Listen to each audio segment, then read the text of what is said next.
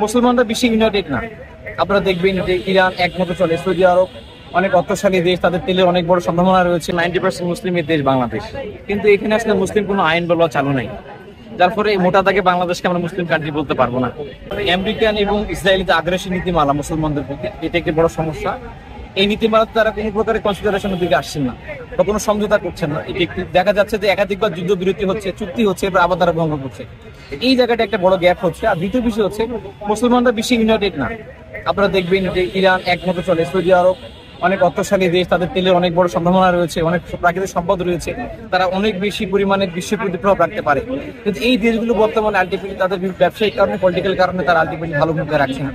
মুসলমানদের নেতৃত্বের মধ্যে যে এই ধরনের ক্ষমতার আকাঙ্ক্ষা অথবা নিজেকে সেফ রাখার যে মানসিকতার ফলে মুসলমানরা বিভিন্ন জায়গায় নিয়োজিত হচ্ছে। এবং এই সমস্যাটা সমাধানের একটি মাত্র উপায় আছে, যে মুসলমানদের যে প্ল্যাটফর্মগুলো রয়েছে এই প্রত্যেক প্ল্যাটফর্মকে শক্তিশালী করতে হবে এবং মুসলমানদের প্ল্যাটফর্মগুলো এক জায়গায় এনে শক্তিশালী করে যদি একত্রে বৈঠক করে সিদ্ধান্ত নিয়ে কাজ করা যায়, তাহলে সংকট সমাধান করা সম্ভব বলে আমরা মনে করছি। এর আগে কখনো সম্ভব নয়। ইউনূস সাহেব তার জায়গা থেকে ইতিমধ্যে, আপনারা মিয়ানমার ইস্যুতে তিনি কাজ করছেন, হিউম্যান অ্যাক্টিভিটিস করছেন, আমরা ইউনূস সাহেবের প্রতি আহ্বান জানাবো।